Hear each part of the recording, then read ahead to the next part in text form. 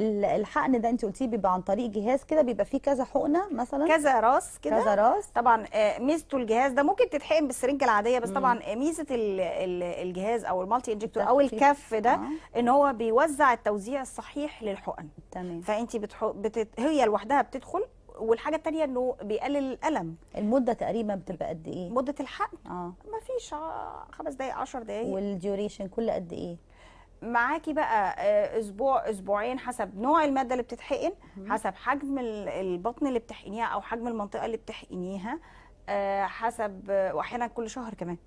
حسب انت بتعملي الجلسه علشان يخس جامد ويخس في وقت اسرع، ولا بتعملي الجلسه عشان مينتننس، عشان تحافظي عليه ابدا مهما اكل ما يجعبيش دهون تاني. طيب وكل قد ايه تتكرر؟ يعني كنت بتقولي كل اسبوع او كل اسبوعين. طيب لمده قد ايه؟ بصي حسب المنطقه، يعني خلينا نقول الدراعات مثلا بدون ما بنشاورش ولا حاجه.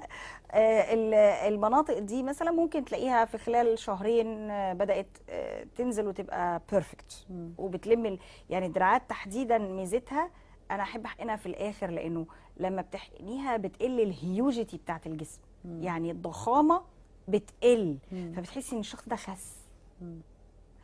البطن يمكن اكتر حاجه بتطول البطن، مع انها اول حاجه بتجيب نتيجه بسرعه. يعني تبتدي تجيب لك نتيجه تظهر لك ان في مفعول البطن، بس علشان تبتدي تروح تماما او تبقي راضيه عن النتيجه تبتدي تلبسي اللي يعجبك، بنديها 3 4 شهور.